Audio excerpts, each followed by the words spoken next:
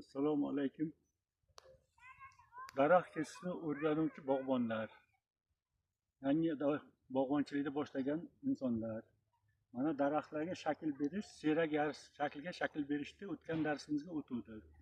Hozir yana qaytadan daraxtni men har bitta shoxini aytaman.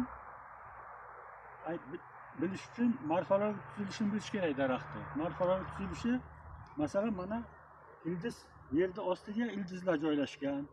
O'q tomirli olmalar bor va o'q tomirli daraxtlar bor. O'q tomiri va qovurg'a tomirlardan iborat. Keyin qovurg'a tomirlar yana ikkinchi tartib, uchinchi tartib bo'lib, mayda suruvchi tomirchalar bo'ladi uchiga. U suruvchi tomirchalar ko'zga ko'rinmaydi, mikroskop ostiga ko'rinadi. Suruvchi tomirchalar 15 kun, 20 kun yashab o'lib ketib, boshqatdan ketma-ket rivojlanaveradi. Yerga namlik bo'lsa, yaxshi rivojlanadi. Yerga namlik kamayib ketsa, o'sha suruvchi tomirchalar ham kamayib daraxtni o'sishi yomonlashadi. Ammo daraxtni ustini nima qilsak, buni 15 sm joyi ildiz bo'g'zi hisoblanadi. Mana bu to shoxlagan joyigacha tana hisoblanadi. Tana. Keyin o'rtasi markaziy shox. Keyin mana bu o'suvchi vegetativ shoxlar birinchi tartib shox hisoblanadi. Mana shundan chiqqan shoxlar birinchi tartib shoxlar. Keyin mana bunday yonbosh mayda shoxlar bor, bular generativ shoxlar. Bu vegetativ shoxlar, bular generativ shoxlar. Ona shoxlarni vegetativ shoxlardan qo'yamiz, o'suvchi shoxlardan qo'yamiz ona shoxni. Hozir bu yerga, mana shu yerga mana bitta hosil shox bor, kichkina mana.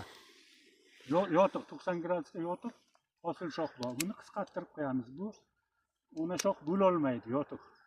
Ona shoxlar markaziy shoxga nisbatan 45-60 gradusga joylashgan bo'lishi kerak. Hozir bu yerga biz 3 ta shoxni tanlab olamiz shu yerdan. Siyrak yarish shakliga kelish uchun 3 ta arasi 120 gradusdan bo'lgan, taxminan plus-minus 120 gradus 3 ta shox. Bitta mana bu shox, mana ikkinchisi, mana uchinchisi. Bizga hozir mana bu shox ortiqcha.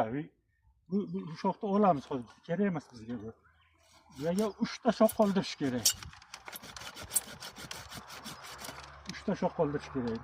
Bu shoxni ham olamiz. Xohlasak kalta kesib qo'ysak, hosil shoxga ham aylanishi mumkin buni.